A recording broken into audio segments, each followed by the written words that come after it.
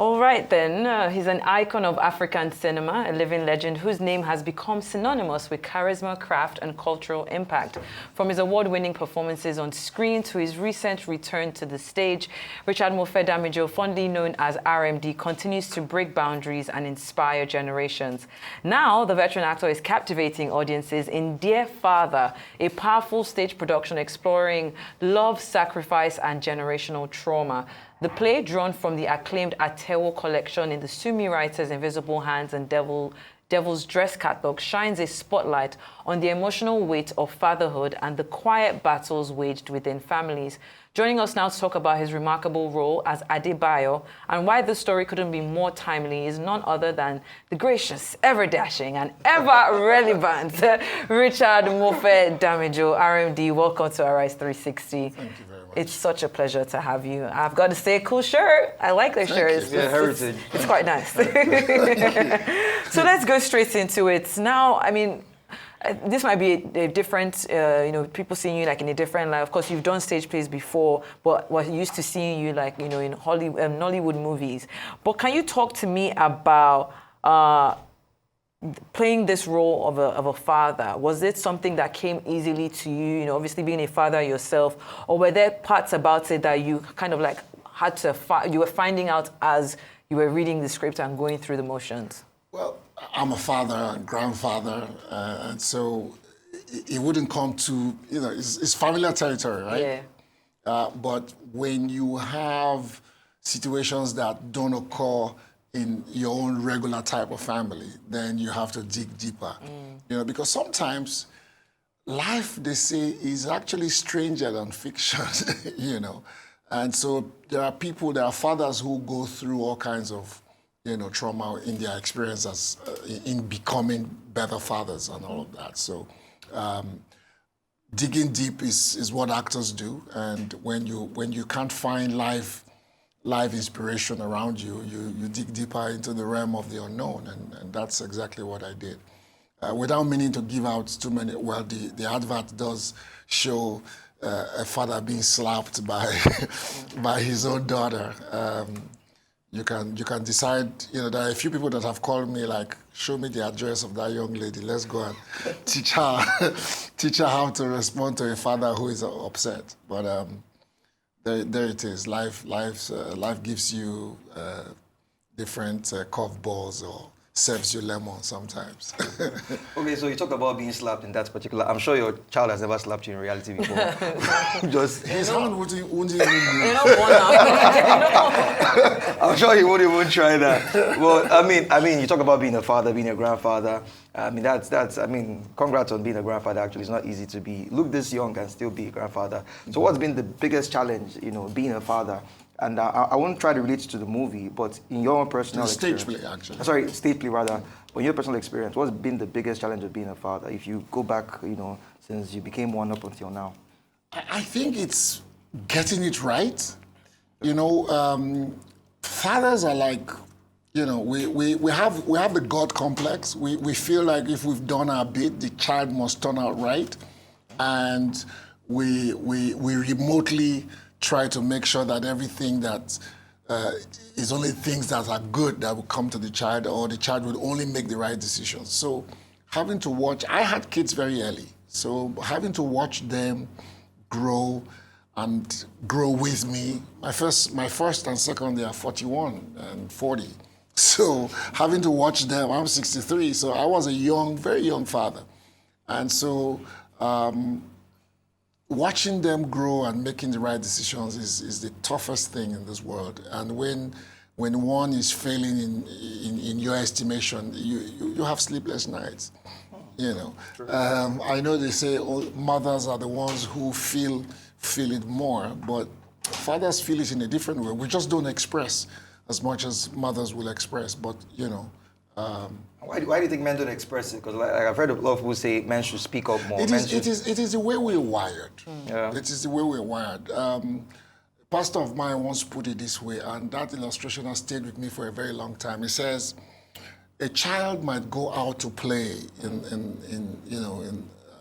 the field, and the mother and father are there, And if the child is climbing up the tree and dangling from a branch, the father will look and say, Junior, if you fall, you will break your hand, though. Right? And then the mother will run to the tree and say, Junior, please, calm down. Calm down, I beg you. Yeah.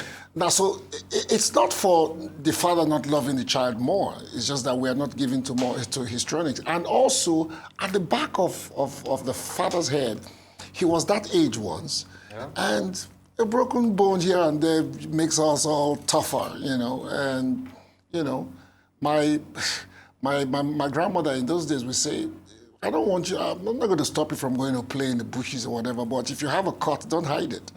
If you have a nail piercing under your feet, don't hide it. And they will hold you down. She will put a knife in the fire. When it is red hot, pour palm oil on your feet and slap the living daylight of that place. And that was the cure for tetanus. So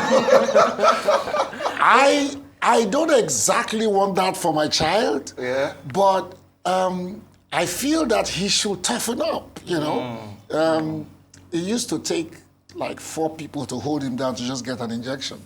but sorry, one more. Do you say that because it's Junior? Because I know men react more when it's their daughter. Yeah. While the women react more when it's the son. My daughters have me around their little fingers, so I can't. Which actually brings me to my next question, actually, because the play prompts audiences to reflect on the roles of that the fathers play in shaping their daughters' lives. So, what insights or conversations do you hope that Dear Father will inspire among viewers, particularly regarding father-daughter relationships? A lot, because I think we have an inherent weakness for our daughters. Yeah.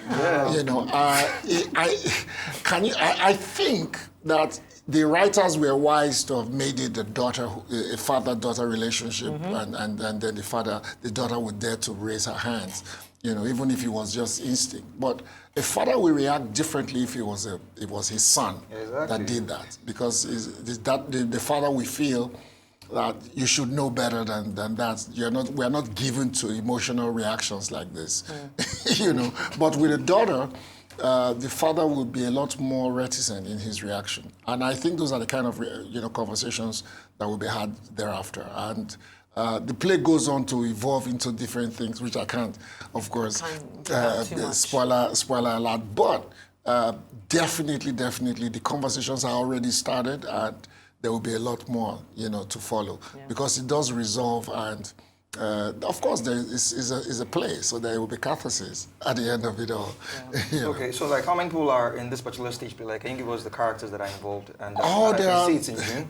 Yes, June 12th to 14th in Woolwich. We are hoping that all our children in diaspora, in the UK will summertime. Yes, will come and do summertime with us.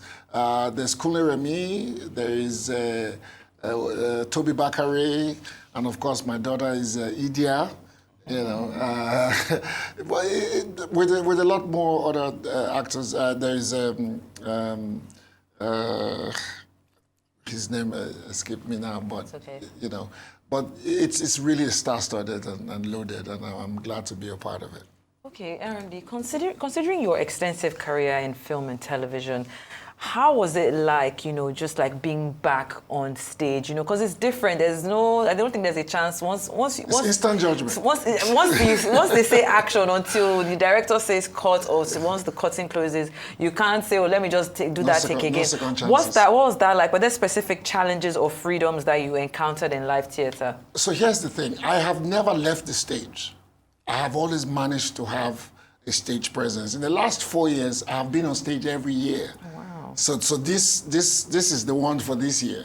But ironically, it's mostly in Abuja. Yeah. My stage, fighting with us in Lagos. My stage producer is based in Abuja, and he just gets me to Abuja all the time. But actors love any actor that is trained formally. we are trained first and foremost on stage. And I was trained formally in Benin, and I was trained for stage. And it is the one place where I'm very prideful. You know, like you come here, it's a one chance, one chance only. one chance only. It is instant judgment. You know, if you get it right, you hear the applause or you hear the reaction. If you don't get it right, you also hear the reaction. But the good thing is we're going to have a lot more than one showing. There will be like 2-3 shows in a day, depending on how the audience reacts. So, really looking forward to this. But doing stage for me is getting back to that side, the creative side of you. All the juices you are like 110% alert. Ooh, you know, your senses are tuned in because you are standing in front of. You know, there is no cut take. Yes, I remember once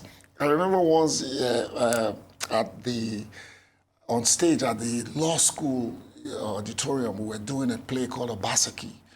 And I remember that I was on stage, you know, alone on stage, just engaging the audience. And at some point, the lines just went. I went blank.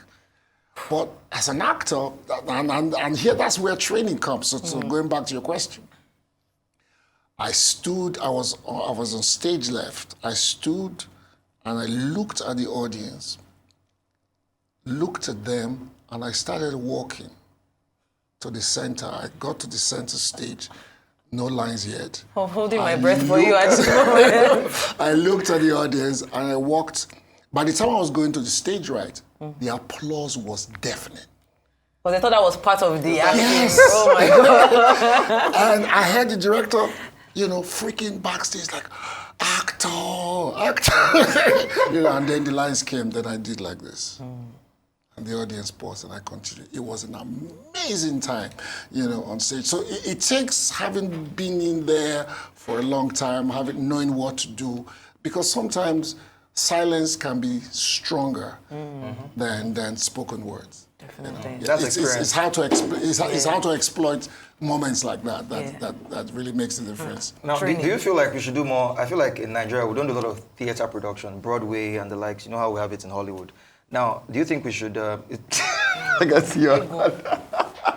Okay, now you're doing like this. Austin Peters has done phenomenally Yeah. well. I mean, terraculture is like part of our culture now for stage plays. The National Theatre used to be where it all happened. Used to be exactly before. Yeah, but there is a lot going on. It's just that look at today's challenges, right? It is the same actors who need to go to the same markets that the bankers and the oil company workers go to. That's are on stage, so you have to pay them as well. I mean, it takes a minimum of a month, you know, to do a good work for a stage play. How are you going to put actors together?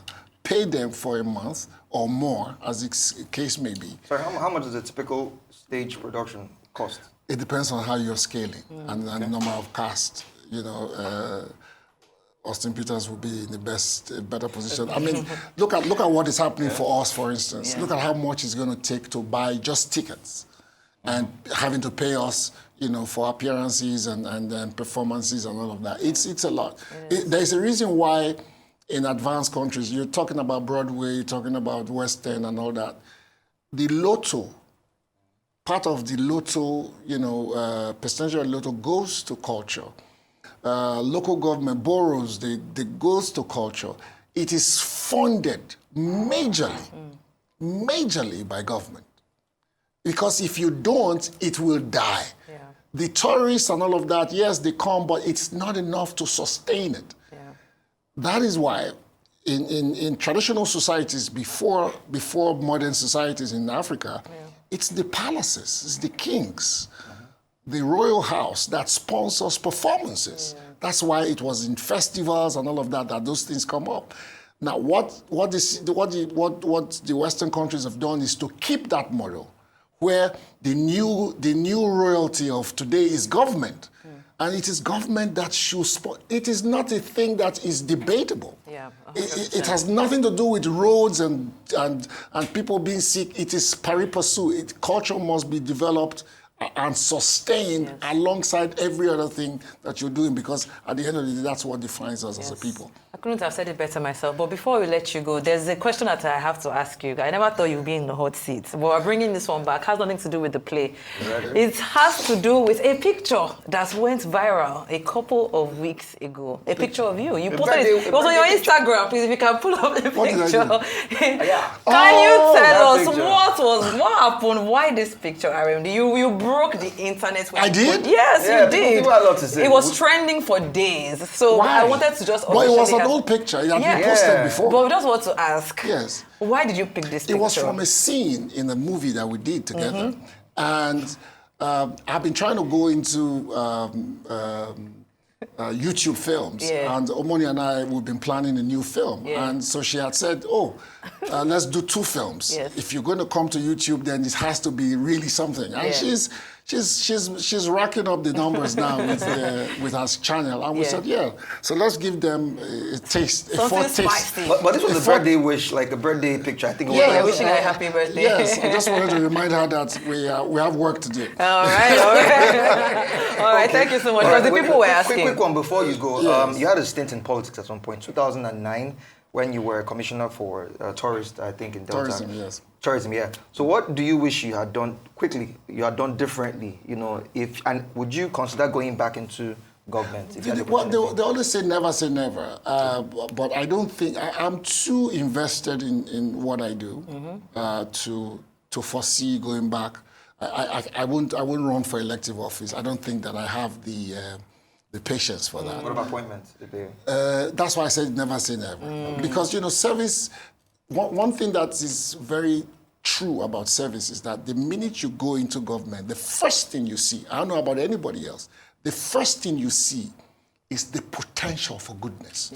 The potential for development, the potential for, to make a change and all of that. I don't know what happens when it comes to the people who the buck stops on their table. How long has it taken to throw up a tour in Burkina Faso? How long? Good governance is light. Yeah. It's intelligence. It's a light source, and once it shines, it cuts across all darkness, all the void that was without form and light. Good governance cuts across like a real, nice blade. Thank you so much. Don't forget, you can catch Dear Father from June 12th to 14th in the UK. All right, then. Thank you so much. My name is Shaitan Atigari. You've been watching Arise 360 here on Arise News. And my name is Ike Nonyokolo. Thank you for watching, and join us tomorrow, 5 p.m., same time, same station. Have a great day.